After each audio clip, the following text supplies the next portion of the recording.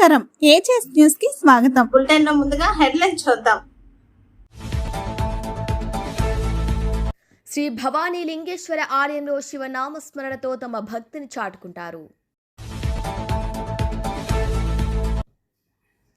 ఎన్నికల్లో ఓడిపోయినందుకు పంచిన డబ్బులు, చీరలు, హాట్ బాక్సులు తిరిగి ఇవ్వాలని కాంగ్రెస్ అభ్యర్థి హల్చల్.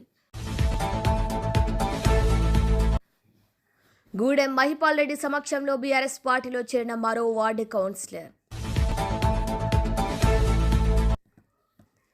శ్రీశైలం మల్లన్న సేవలో ఎమ్మెల్సీ దువ్వాడ శ్రీనివాస్ మాధురి. శివనామస్మరణతో శ్రీ రామలింగేశ్వర స్వామి ఆలయం మార్మోగింది.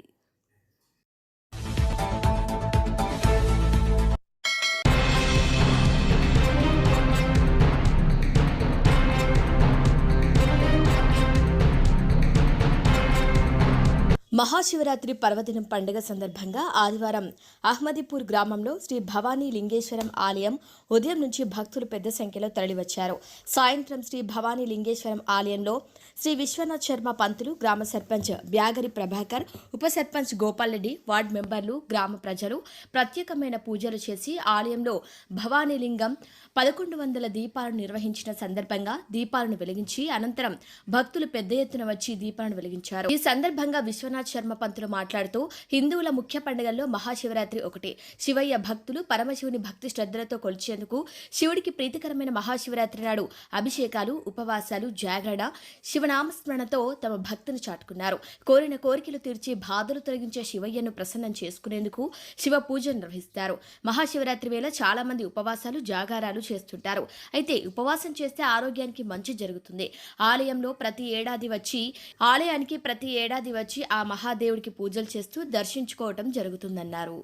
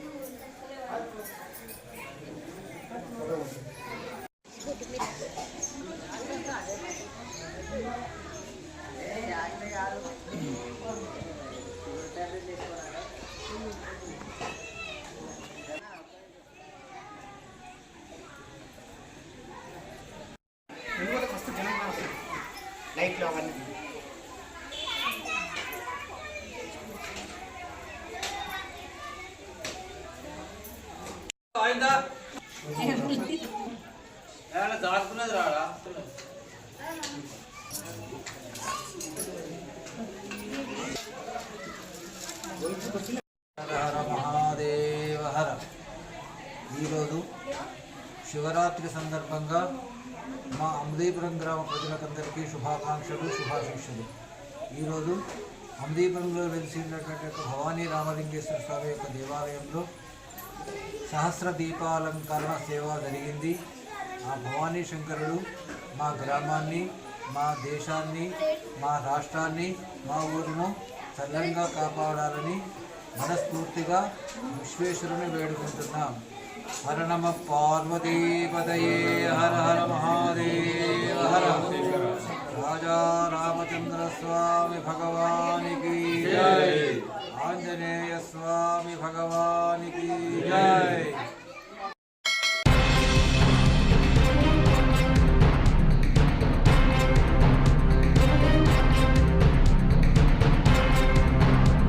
సంగారెడ్డి జిల్లా జిన్నారం మున్సిపాలిటీలోని 5వ వార్డు ఇండిపెండెంట్ కౌన్సిలర్ శిల్పా నాగరాజును గులాబీ కండువ కప్పి బీఆర్ఎస్ పార్టీలోకి ఆహ్వానించారు ఎమ్మెల్యే గూడెం మహిపాల్ రెడ్డి, ఎమ్మెల్సీ షంబీపూర్ రాజు.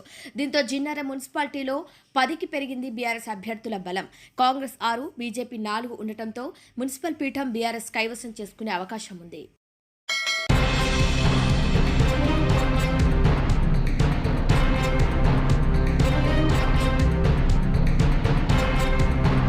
ఎన్నికల్లో ఓడిపోయినందుకు పంచిన డబ్బులు, చీరలు, హాట్ బాక్స్లను తిరిగి ఇవ్వాలని కాంగ్రెస్ అభ్యర్థి హల్చల్ చేశారు. ఇక యాదాద్రి భువనగిరి జిల్లా మున్సిపాలిటీలోని ఎన్నికల్లో 1వ వార్డులో ఓడిపోయినందుకు తాను పంచిన డబ్బులు, చీరలు, హాట్ బాక్స్లను తిరిగి ఇవ్వాలని ఓటర్ల ఇళ్లపైకి వెళ్లి హల్చల్ చేశారు కాంగ్రెస్ అభ్యర్థి స్వరూపారాణి, ఆమె కుటుంబ సభ్యులు. ఓటర్లందరూ మూకుమ్మడిగా ఎదురిష్టంతో సమాధానం చెప్పలేక అక్కడి నుంచి వెళ్లిపోయారు.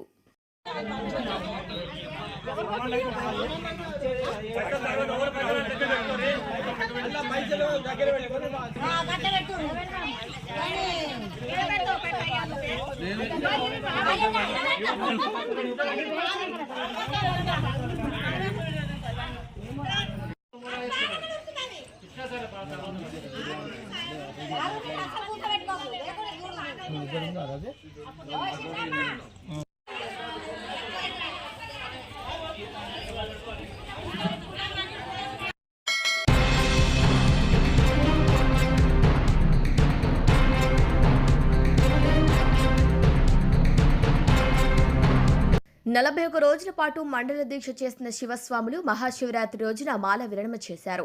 వేల్మవాడ శ్రీ రాజరాజేశ్వర స్వామి దేవస్థానం అనుబంధ ఆలయమైన శ్రీ భీమేశ్వర స్వామి వారిని దర్శించుకుని ఆలయ ప్రాంగణంలో మాల విరమణ గావించారు. వేములవాడ నియోజకవర్గంతో పాటు తెలంగాణలోని వివిధ ప్రాంతాల నుంచి వేములవాడ చేరుకున్న శివస్వాములు శివనామస్మరణ చేస్తూ సందడి చేశారు. దాదాపు 5,000 మంది శివదీక్ష స్వాములు స్వామివారిని దర్శించుకోగా ఆలయ అధికారులు అన్ని ఏర్పాట్లు చేశారు.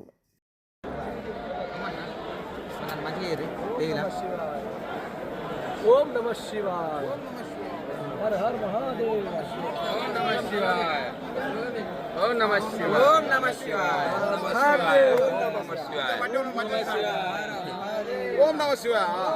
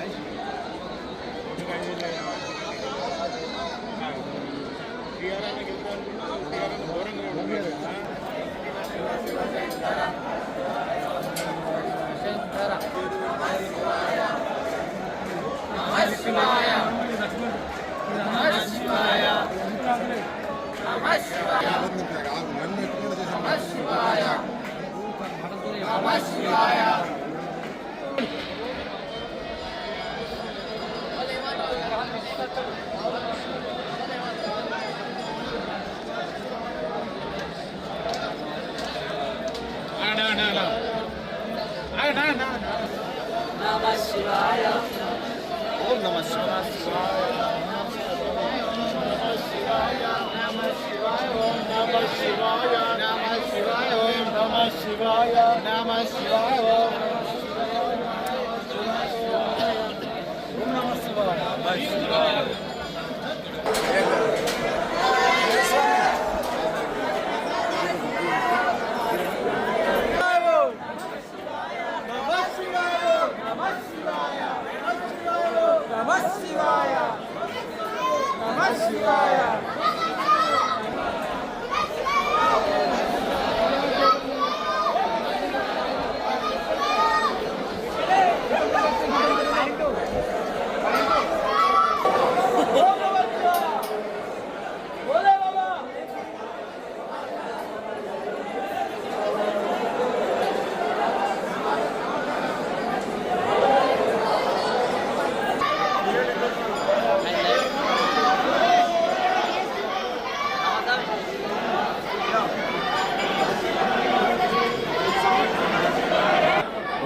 ఓం నమ శివాయ. ఈ శివరాత్రి పురస్కారం చేసుకొని మేము 41 రోజు నిష్టగా దీక్ష చేసి ఈరోజు మాల విరమణ చేయడానికి ఇలా భీముని ఆలయానికి వచ్చాం. అంత సవ్యంగా అందరూ తెలంగాణ వ్యాప్తంగా దేశవ్యాప్తంగా అందరూ సుసంతంగా ఉండాలని మేము కూడా శివస్వాములను ప్రార్థిస్తాం. ఓం నమ శివాయ. ఓం నమ శివాయ. దర్శనం చేసుకోవడానికి వచ్చాము. భీమేశ్వర ఆలయంలో టెంపుల్కి వచ్చాము. స్వామివారికి మాకు అందరికీ కలగాలని. ఓం నమ శివాయ. 30 కిలోమీటర్లు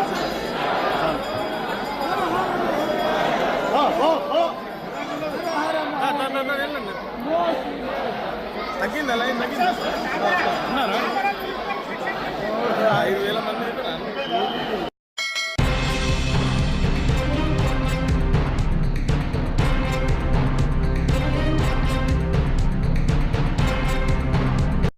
పెద్దపల్లి జిల్లా సుల్తానాబాద్ మున్సిపల్ ఎన్నికల్లో దొంగ ఓట్లతో అధికారం చేపట్టిన కాంగ్రెస్ పార్టీ 9వ వార్డు అభ్యర్థి తొర్రికొండ ప్రభాకర్పై ఎన్నికల కమిషనర్ హైకోర్టును ఆశ్రయిస్తారని 9వ వార్డు బీఆర్ఎస్ అభ్యర్థి సూరా శ్యామ్ అన్నారు.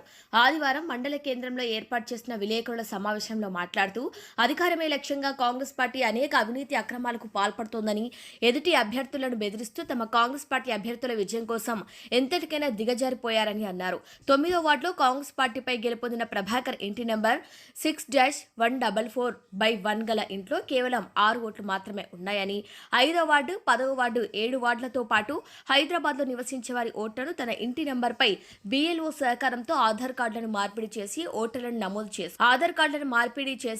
నమోదు చేసుకున్నారని, గతంలో తాను మున్సిపల్లో అభ్యంతరాలు తెలిపే సమయం ఓట్లపై అభ్యంతరాలు తెలిపిన పరిగణలోకి తీసుకోలేదని, ప్రజావాణిలో కలెక్టర్కు సైతం ఫిర్యాదు చేశారని, దొంగ ఓట్లను తొలగించాలని చెప్పినా పట్టించుకున్న వారు లేరని, కేవలం వివిధ వార్డుల్లో ఉన్న తనకు అనుకూలమైన వారిని తన ఇంటిపై నమోదు చేసుకుని 4 ఓట్లతో విజయం సాధించారని, నైతికంగా విజయం తనదేనని, దీనిపై ఎన్నికల కమిషనర్తో పాటు హైకోర్టును ఆశ్రయిస్తారని అన్నారు. పార్లమెంట్లో ఓటు చోరీ అంటూ గగ్గోలు పెట్టిన రాహుల్ గాంధీకి తమ కాంగ్రెస్ పార్టీలోనే ఓట్ల చోరీకి పాల్పడేవారు ఉన్నారని స్పష్టంగా అర్థమవుతుందో లేదో తెలియదన్నారు. ఓట్ల చోరీకి పాల్పడుతూ విజయం సాధించామని సంకలు గుద్దుకోవటం సరికాదని, నైతికంగా ప్రజల్లో ఉండి వారి ఓటుతో గెలవాలి తప్ప బెదిరింపులకు, భయభ్రాంతులకు గురి చేస్తూ తప్పుడు ఓట్లను నమోదు చేసి గెలుపొందడం ఏంటని ప్రశ్నించారు. 22 ఓట్లను తన ఇంటిపై నమోదు చేసుకున్నారని, గతంలో ఓటు వేసిన అనిల్, జాంగీర్, మొండయ్య, షేక్ మహమ్మద్ అలీతో పాటు అనేక మంది పేర్లు నమోదు చేశారని, వీరు గతంలో తమ వార్డుల్లో ఓటు హక్కు వినియోగించుకున్నారని, ప్రస్తుతం అదే వార్డులో నివసిస్తున్నారని, వారి గృహాలు అక్కడే ఉన్నాయని, ఓటు మాత్రం 9వ వార్డులో కాంగ్రెస్ అభ్యర్థి ఇంటిలో ఎలా ఉంటుందని అన్నారు. 9వ వార్డు కాంగ్రెస్ అభ్యర్థి ఓటింగ్ రోజు స్వయంగా డబ్బులు పంపిణీ చేశారని, వాటికి సంబంధించిన ఆధారాలు వివిధ ఛానళ్లు ప్రసారం అయ్యాయని తెలిపారు. అన్ని ఆధారాలతో ఎన్నికల కమిషన్ను కలుస్తారని పేర్కొన్నారు.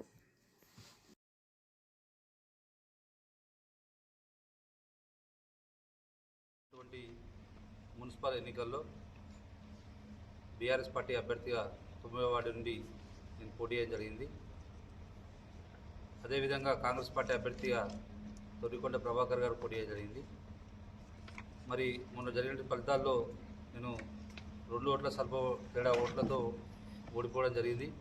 మరి గతంలో ఏదైతే ఎలక్షన్ నోటిఫికేషన్ ఓటర్ జాబితా ఏదైతే ప్రచురించారో జనవరి 12 తారీఖున, అప్పటి నుండి ఓటరు లిస్టు తుది జాబితా విడుదలైన తర్వాత మరి అభ్యంతర స్వీకరణలో భాగంగా నేను ఈ 9వ వార్డులో 6-144/1 తొర్రికొండ ప్రభాకర్ వారి ఇల్లు మీద దాదాపు ఒక 20 ఓట్లు దొంగ ఓట్లుగా నమోదు చేయడం జరిగిందని చెప్పి మరి ఆనాడు మీ అందరి సమక్షంలో మన మున్సిపల్ కమిషనర్ ఆధ్వర్యంలో నిర్వహించినటువంటి ఆల్ పార్టీ మీటింగ్లో నేను అభ్యంతరం తెలపడం జరిగింది. ఎందుకంటే 6-144/1 అనేది తొర్రికొండ రమాదేవి వైపాపు ప్రభాకర్ గారి పేరు మీద ఉన్న ఇల్లు. దానిలో వాళ్ళ ఇంటిలో ఆల్రెడీ వాళ్ళ ఇంటి పేరు మీద వాళ్ళ కుటుంబ సభ్యులే దాదాపు 6-8 ఓట్లు ఉన్నాయి. ఇంట్లో కిరాయి ఉన్నారు అని చెప్పి ఈరోజు ఎడిట్ చేసి ఏదైతే ఆ ఆధార్ కార్డు ఏదైతే BLO ద్వారా వేసి దీన్ని ఆ ఇంటి నెంబర్ని పక్క వార్డులో ఉన్నట్టు 10వ వార్డులో ఉన్నటువంటి ఓటర్లను కూడా 10వ వార్డులో 7వ వార్డులో ఉన్నటువంటి ఓటర్లని ఈరోజు BLOల ద్వారా అక్రమంగా ఈరోజు హౌస్ నెంబర్ చేంజ్ చేసి తన ఇంటి పేరు మీద 6-144/1 అనే ఇంటి నెంబర్ మీద వాళ్లకు ఓటర్లు నమోదు చేసి వాళ్ళని 9వ వార్డు ఓటర్లుగా చేర్చడం జరిగింది. ఉదాహరణకు ఇప్పుడు వేముల కుమార్ తండ్రి పేరు వేముల వీరయ్య 6-144/1. ఈయన గతంలో ఈయన కుటుంబం ఇప్పుడు 4 ఓట్లు ఉన్నాయి. ఈయన 9వ వార్డులో దారింది, కానీ గతంలో ఈయన 10th వార్డు, ఈయన గృహం కూడా 10th వార్డు. ఆ వార్డులని ఓట్లను తీసి తన ఇంటి పేరు మీద నమోదు చేసుకోవడం జరిగింది BLO ద్వారా. అదేవిధంగా ఇవాళ చూసినట్టయితే ఈ జయంగీర్ తన మిసెస్ పేరు, దాని తర్వాత మరి దాసం మొండయ్య పేరు, తర్వాత కూరపు రాజయ్య అని వాళ్ళ ఇంట్లో 5 ఓట్లు, తర్వాత ఒక షేక్ మహమ్మద్ అలీ అని చెప్పి వాళ్ళ ఇంట్లో 2 ఓట్లు. ఆయన మధ్యగుంట, ఆయన శ్రీరామనగర్లో ఇప్పుడు ఆటో నడుపుకుంటే జీవనం కొనసాగిస్తాడు. ఆయన ఒక శ్రీరామనగర్లో ఒక ఇంటి దగ్గర కిరాయి ఉంటే ఆయన ఆధార్ కార్డు తీసుకొని కూడా ఈయన ఇంటి నెంబర్ మీద నమోదు చేసుకొని ఈ దొంగ ఓట్లను చేయడం జరిగింది. అదేవిధంగా తొర్రికొండ సౌజన్య, తొర్రికొండ శ్రావంతి, తొర్రికొండ సంధ్యారాణి అని వీళ్ళు ఇది 5వ వార్డు ఓటర్లు. వీళ్ళు ఇక్కడ ప్రస్తుతం ఇక్కడ నివాసం ఉంటారు, హైదరాబాద్ ఉంటారు. ఐదో వార్డు ఓటర్లని వీళ్ళ ఎవరైతే ఈ స్థాయిలు వాళ్ళకి సంబంధించిన వాళ్ళని తన ఇంటి పేరు మీద నమోదు చేసి ఇది బిఎల్ఓ ద్వారా చేసి ఈ నెంబరు దాదాపు 20 ఓట్లు వాళ్ళ ఓట్లతో కలిపి 22 ఓట్లు దొంగ ఓట్లు అనేది తన ఇంటి మీద నమోదు చేయడం జరిగింది. నేను గతంలో కూడా మున్సిపల్ కమిషనర్ ముందు ఆ ఓటరు ఆల్ పార్టీ మీటింగ్లో కూడా అభ్యంతరం తెలిపిన, అయినా కూడా ఇది తీసేయరాదు, డిలీషన్ చేయరాదు, కలపరాదని చెప్పి వాళ్ళు రిజెక్ట్ చేయడం జరిగింది. కానీ ఇప్పుడు చూసినట్టయితే ఇప్పుడు స్వల్ప తేడాతో దాదాపు ఒక 2 ఓట్ల తేడాతో నేను ఓడిపోవడం జరిగింది. అంటే ఇది ఎంత అన్యాయం. ఒక పదవి కోసం తను 4 సార్లు పోటీ చేసి ఓడిపోయాడు. ఓకే, నీకు పదవి కాంక్ష ఉండొచ్చు, కానీ ఇలా దొడ్డిదారిన దొంగదారిన ఇలా ఓట్లు సంపాదించి ఇలా మీరు అక్రమంగా గెలవడం అనేది చాలా దారుణమైన విషయం. ఇలా కాంగ్రెస్ పార్టీ సిద్ధాంతం చెప్తారు, ఇలా రాహుల్ గాంధీ ఏం చెప్తారు, ఓటు చోరీ అని బీజేపీ మీద ఇలా విమర్శ చేస్తారు. ఇలా ఓటు చోరీ చేస్తానే కాంగ్రెస్ పార్టీ ఓటు చోరీ చేస్తారు. అక్రమాల ద్వారా, అన్యాయ ద్వారా, దౌర్జన్యంగా అధికార పార్టీ ఉన్నానే ఒక అహంకారంతో ఇలా మేము గెలవాలి, అడ్డదారులైనా గెలవాలైనా ఒక ఆకాంక్షతో ఇలా మీరు ఇలా పదవులు పొందాలని చెప్పి మూర్ఖంగా ఆలోచించడం జరుగుతూ ఉంది. అదేవిధంగా ఏ రోజు 9వ వార్డులో కానివ్వండి, ఏ వార్డులో కానివ్వండి, పోలీసులను పెట్టి అక్రమంగా బీఆర్ఎస్ అభ్యర్థులను ఎంతోమంది ఇబ్బందులు పెట్టి ఇవాళ 9వ వార్డు తరఫున నేను నిల్చుంటే నా తరఫున నిల్చున్న బెదిరింపుల ధోరణులు అందరూ కూడా బెదిరిస్తూ ఇలా అక్రమంగా గెలవాలని చెప్పి ఇలా చాలా ప్రయత్నం చేయడం జరిగింది. అదేవిధంగా ఒక అభ్యర్థి అయ్యండి దాదాపు ఒక ఇంటి మీద ఆయన ఇంట్లో కిరాయి ఉంటే ఒక రెండు ఆయన ఇల్లు చూడండి, ఆయన ఇంట్లో కనీసం ఒక కుటుంబం కూడా కిరాయి ఉండలేని పరిస్థితి.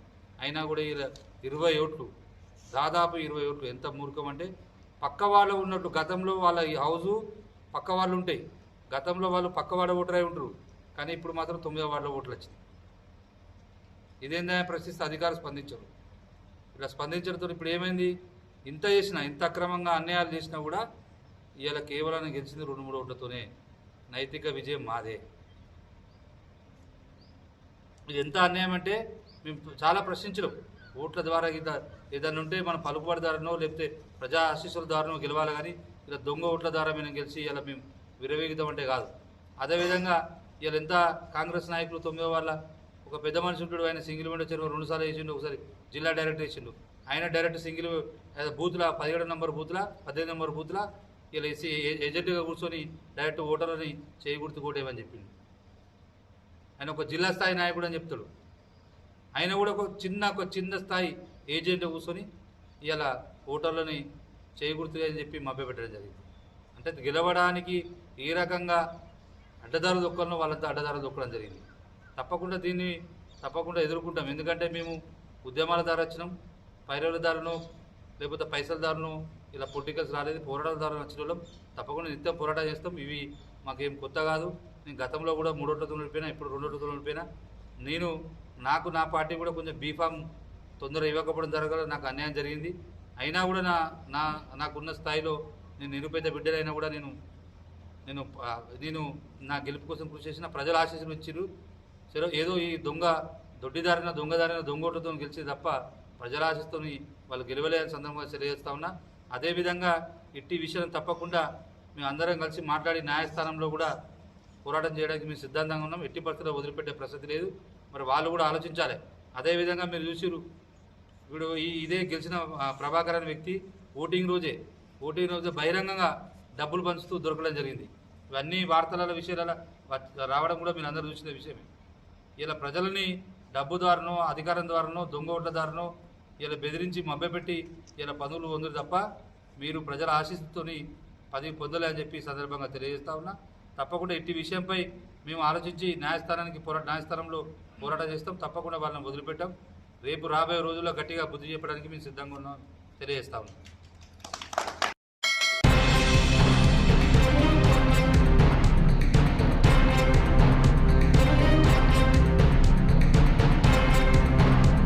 ఐలూరులో శివరాత్రి సందర్భంగా శ్రీ రామలింగేశ్వర స్వామి ఆలయంలో పామర్రు ఎమ్మెల్యే వర్ల కుమార్ రాజా ప్రత్యేక పూజలు చేపట్టారు. ఈ సందర్భంగా ఆయన మాట్లాడుతూ ఆ నీలకంఠుడి కృప నియోజకవర్గ ప్రజలందరికీ ఉండాలన్నారు. అలాగే ఐలూరులో శివరాత్రి సందర్భంగా ప్రజలకు ఏట్వం చేశారు. तमेवं विद्वानमृत इह भवति नान्यपन्दाय नायुज्यते राजाधिराजाय प्रसय्य साहिनी नमो वयं वै श्रवणाय कुर्महे तमेकामान् कामकामाय विष्णु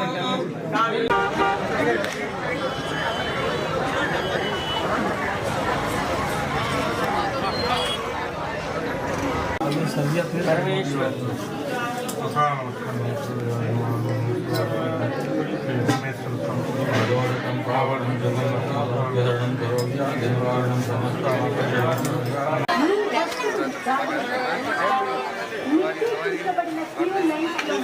గౌరవనీయులు పామారి శాసనసభ్యులు శ్రీ వర్ల కుమార్ రాజా గారు స్వామివారి దర్శనములతో దేవస్థానానికి ఇచ్చేసి ఉన్నారండి.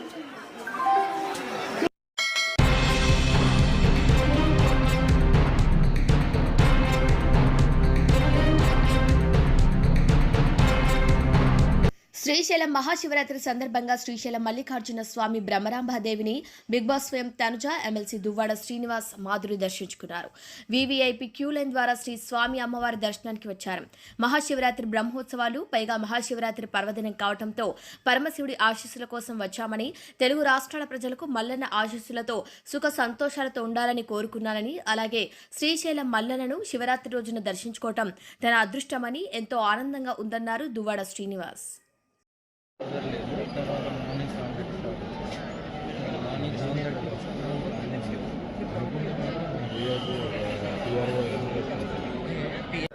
ఈరోజు మహాశివరాత్రి సందర్భంగా శ్రీశైలం శ్రీ శ్రీ శ్రీ మల్లికార్జున స్వామివారి దర్శనానికి ఈరోజు విచ్చేయటం జరిగింది.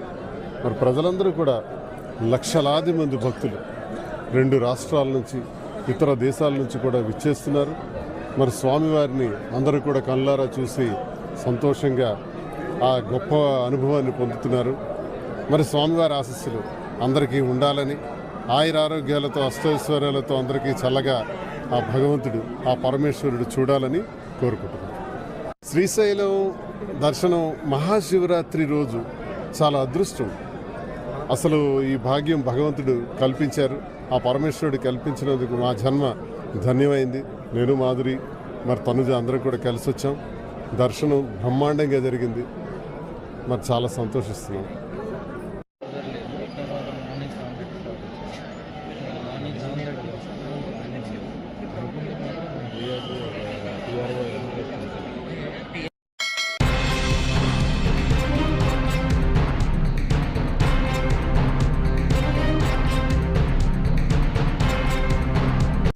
మా బీఆర్ఎస్ పార్టీ కౌన్సిలర్లు ఉన్న క్యాంపులకు పోలీసులు దౌర్జన్యంగా వచ్చి వారిని బెదిరిస్తున్నారు. ఫోన్ ట్యాపింగ్ ద్వారా క్యాంపు లొకేషన్ తెలుసుకుని మఫ్టీలో పోలీసులను పంపిస్తున్నారు.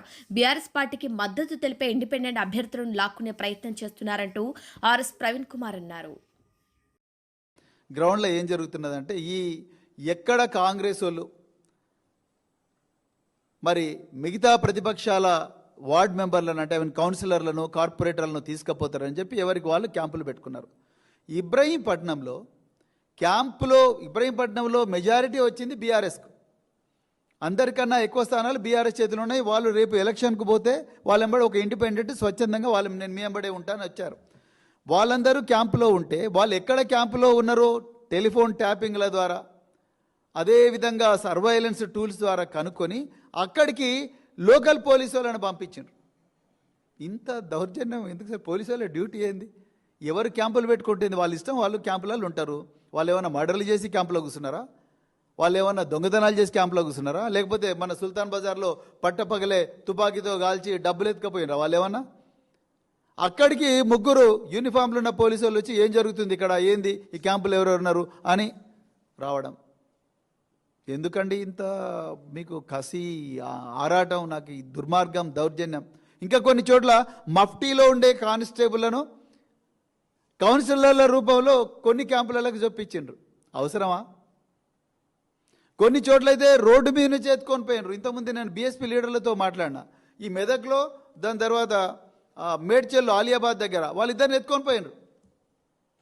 అంటే ఏంది ఇది? ప్రజాస్వామ్యమా, లేకపోతే ఇంకా అరాచకమా, లేకపోతే రాజరికమా, లేకపోతే ఏముంది ఇక్కడ? ఇదేమన్నా బనానా రిపబ్లికా?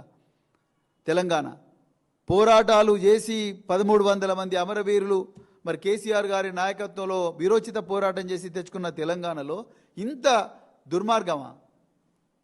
ఎక్కడ పడితే అక్కడ కార్పొరేటర్లు, ఇండిపెండెంట్లు ఉన్న వేరే పార్టీలను వెంటనే గుంజుకపోయి వస్తున్నారంటే పోలీసు వాళ్ళని అడ్డం పెడుతున్నారు. ఎట్లా వీలవుతుంది ఇది? ఇది ఏమన్నా న్యాయమా? అదేవిధంగా చేర్యాలలో